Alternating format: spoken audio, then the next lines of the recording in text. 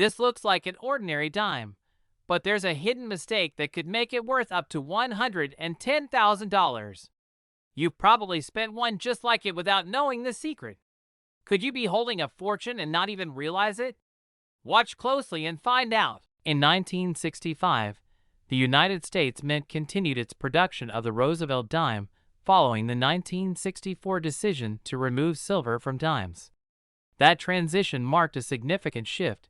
Dimes previously struck in 90% silver were replaced entirely by copper-nickel-clad planchets.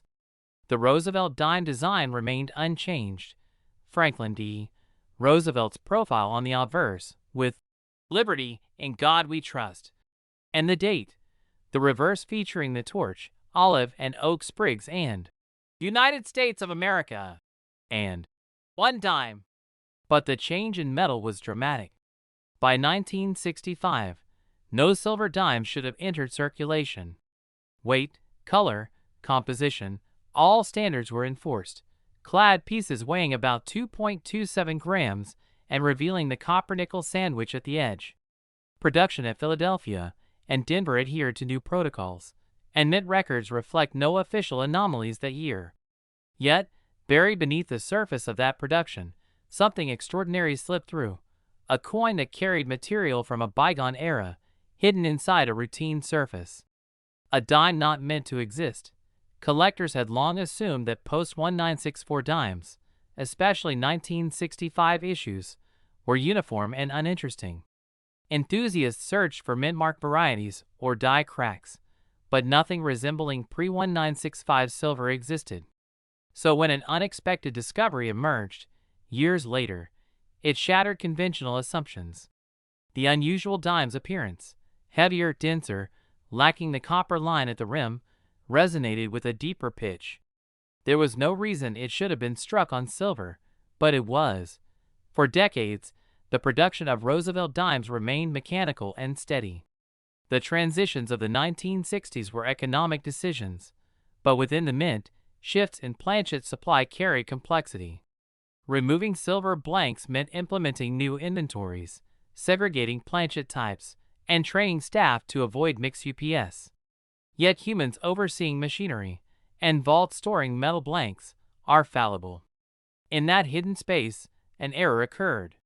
Perhaps a silvery planchet, leftover, confusingly placed, entered a production run. Or perhaps old stock had simply never been cleared entirely. Mint documentation remained silent. No report acknowledged a mistake. But the coin did exist, and it waited. In 2010, a passionate collector named Marcus Chen acquired a bag of mixed dimes from a coin roll search labeled 1965 Philly in Denver. Hundreds of coins spilled across his desk. Under focused lighting, they looked identical, dull gray clad, familiar. But one coin felt slightly different. Its edge felt smoother. Its surfaces glinted faintly. He weighed it precisely, 2.48 grams, noticeably over the expected 2.27. That small discrepancy sent a jolt through him. This wasn't wear or plating. It was different material. Marcus examined the rim under a loupe. No copper strip visible. He tapped the coin gently. The sound was sharper, higher in pitch. He turned the coin under the lamp. The tone was distinct. He compared it with other 1965 dimes. There was no match. Emotion surged, curiosity, disbelief, excitement. Could it be a silver planchet? That was supposed to be impossible.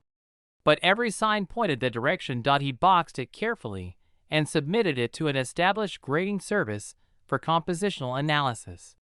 Days felt like weeks. When the results arrived, his hand shook. The coin was struck on a 90% silver planchet, authenticated and graded MS63.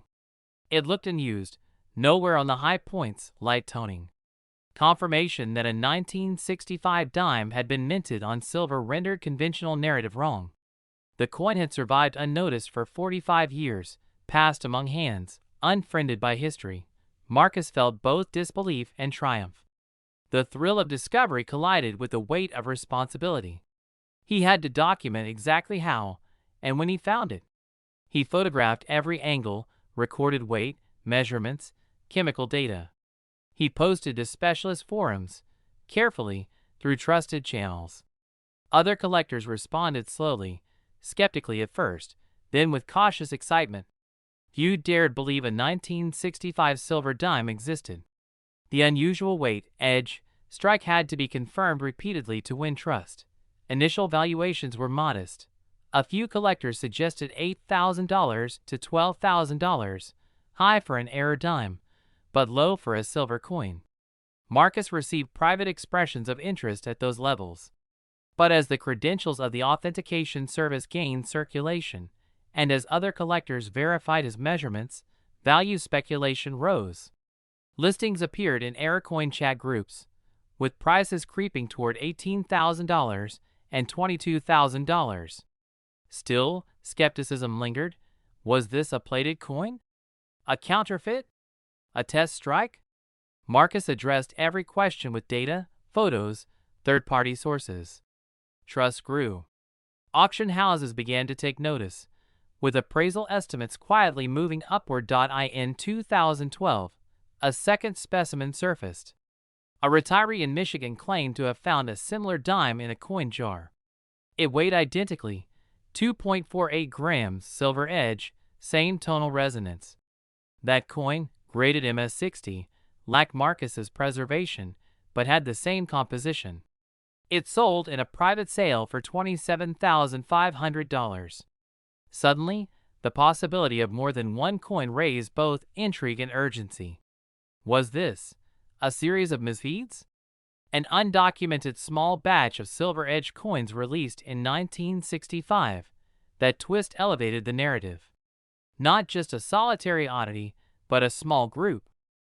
The silver planchet 1965 dime went from legend to fledgling category.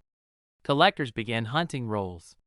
Forums lit up with questions about sound tests, weight charts, edge appearance. More speculation, though fewer confirmations, followed. A third coin, found in California, surfaced with faint die doubling on Liberty and In God We Trust, giving the anomaly a combined layer, silver planchet plus double die. That third coin, graded MS-64, sold for $48,000 at a niche auction. It set a new benchmark. It was rare not just for the material, but for dual error stacking. Marcus watched the market curves, astonished. His original, though lacking doubling, was the earliest documented silver planchet find. Offers came.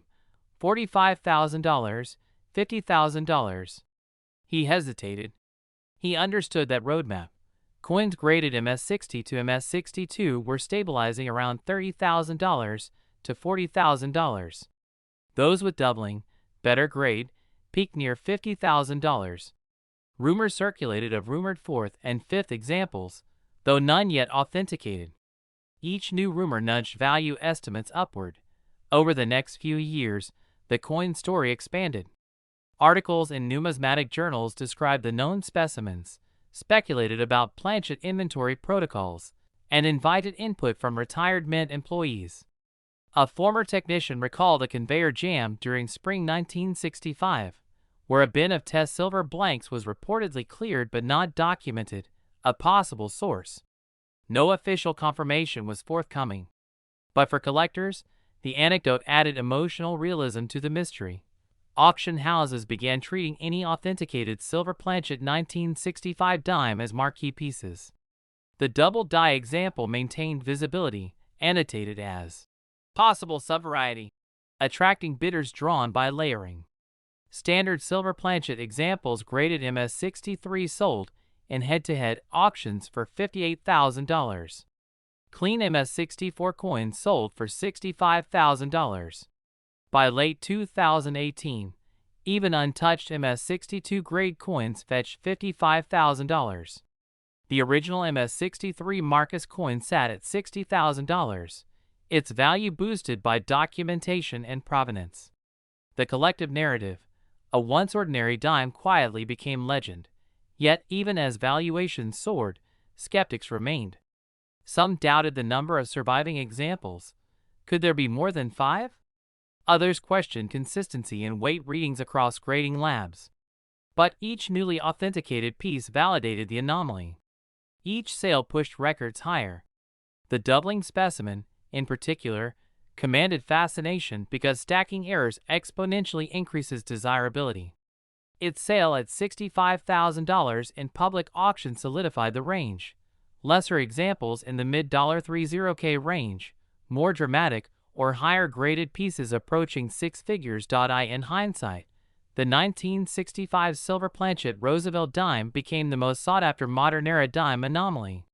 It revealed that when the U.S. Mint transitioned fully from silver to clad planchets, small oversights could still occur.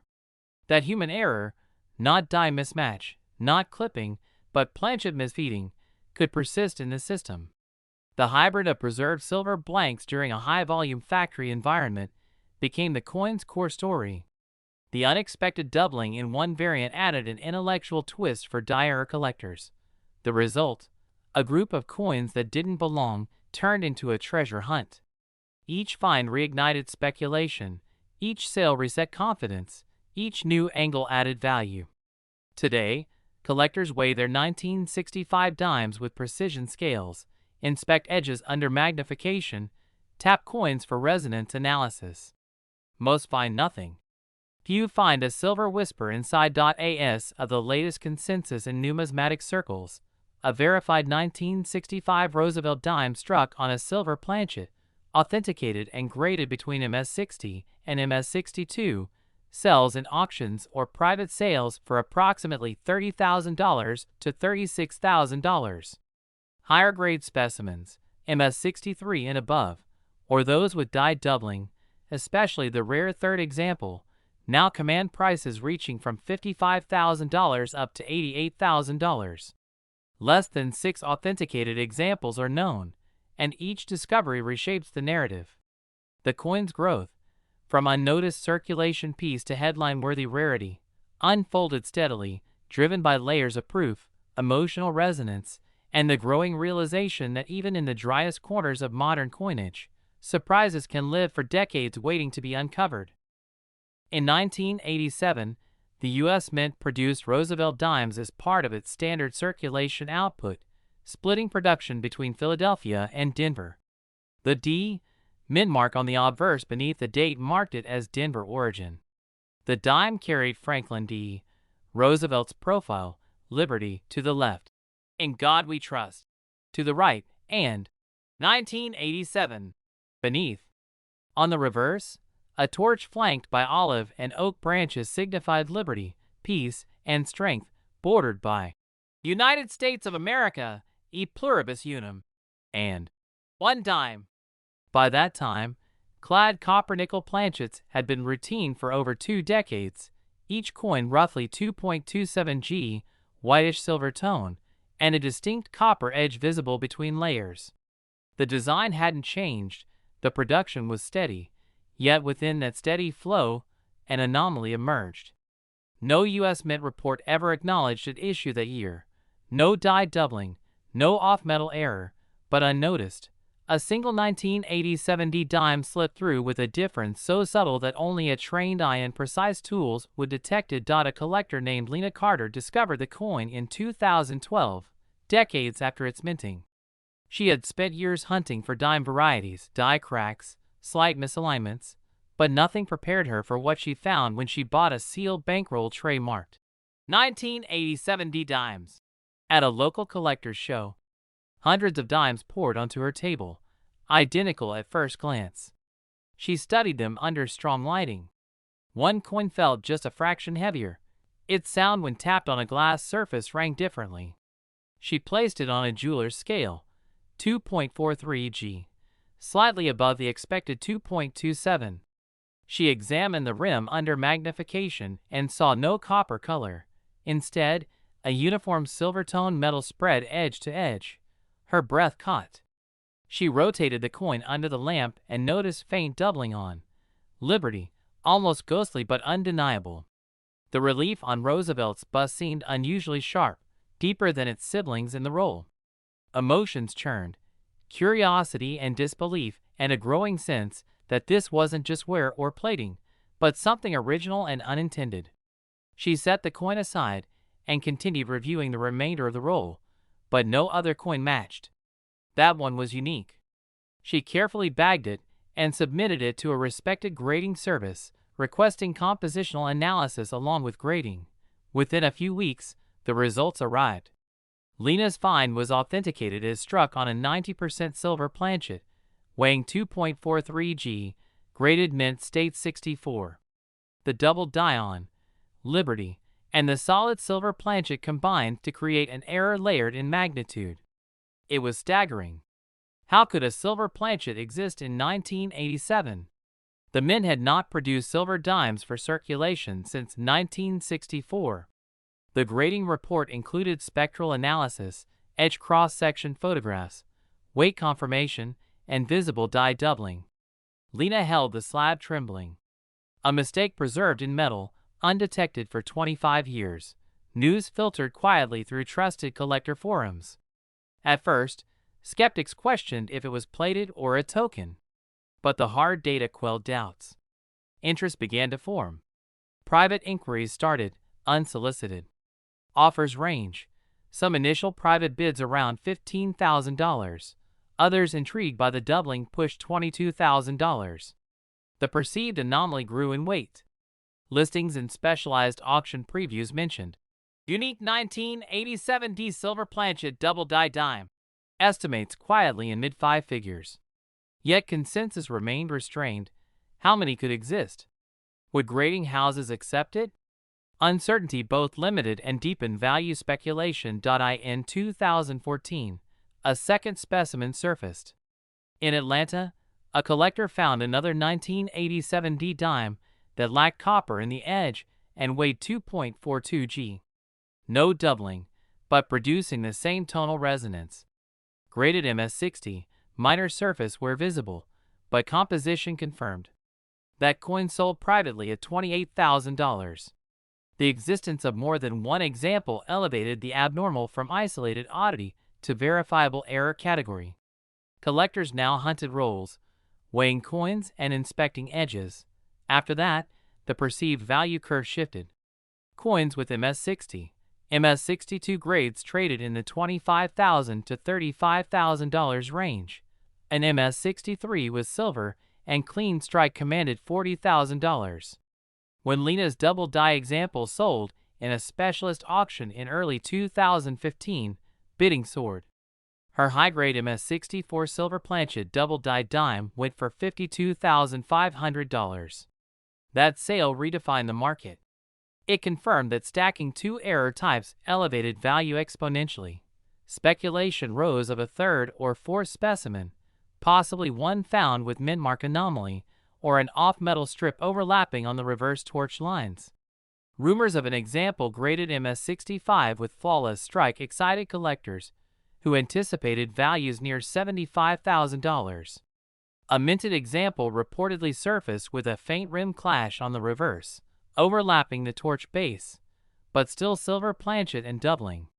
That coin, once graded, fetched $68,000 in a niche error coin auction later in 2016. The combination of silver planchet, doubling, and clash marked the black swan variant in this error category. Lena's coin became a reference piece. She provided comparative photos, weight logs, spectral data publicly to support the classification.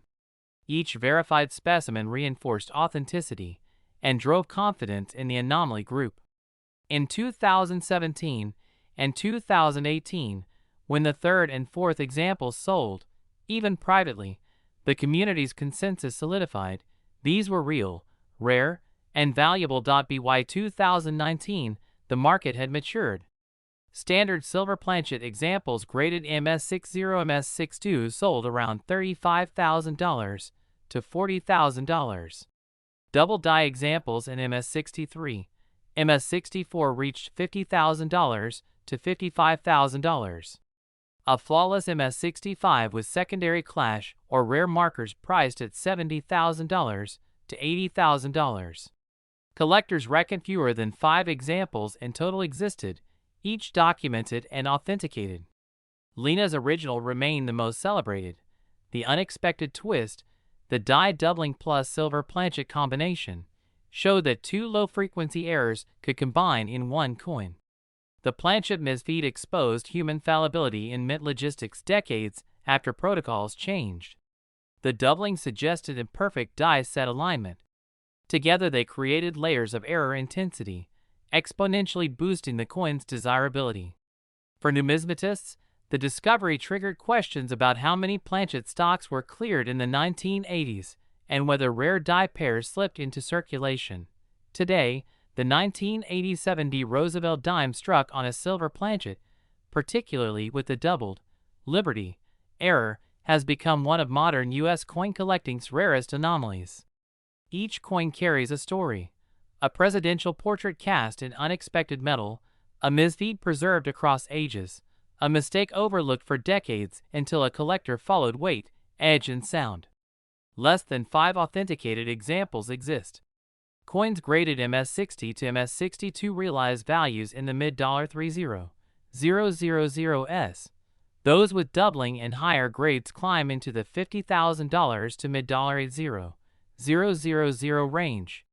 Market wisdom holds that the most dramatic black swans, silver planchet plus doubling plus additional clash and flawless strike, can command prices above $80,000, even approaching 6 figures if provenance is ironclad.